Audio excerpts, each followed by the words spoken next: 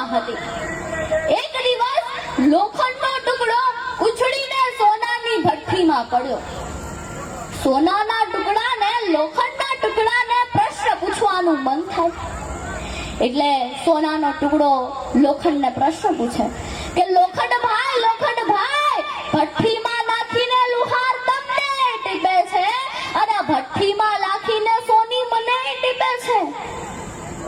તમને જો વેદના થાય છે તો મને પણ કઈ ઓછી વેદના નથી થતી, પણ હું કઈ પણ બોલ્યા વિના, કોઈ પણ જાતનો અવાજ કર્યા વિના હું સોનીના હાથનો માર ખાઈ લઉં છું. પણ તમે માર ખાતા ખાતા કેટલો અવાજ કરો છો? આવું કેમ? ત્યારે લોખંડની આંખમાંથી આંસુ આવી ગયા અને લોખંડ કહે છે કે તમને હથોડીનો માર પડે છે એ વાત સાચી, પણ તમને મારનારો તમારો જાત ભાઈ નથી. પણ જ્યારે હથોડો મારા પર તૂટી પડે તે મારો જાત ભાઈ છે.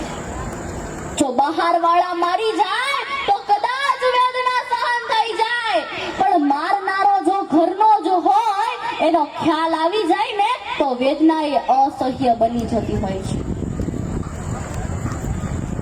આપણે પણ આપણા મમ્મી પપ્પાને કહી દઈએ કે મમ્મી તને શું ખબર પડે, પપ્પા આ તમારી સમજ બહારનું છે. આપણે એમની અવગણના કરીએ, ઉપેક્ષા કરીએ છીએ ત્યારે એમના દિલમાં, એમના હૃદયમાં વેદનાની કેવી અગનઝાળ પેદા થતી હશે.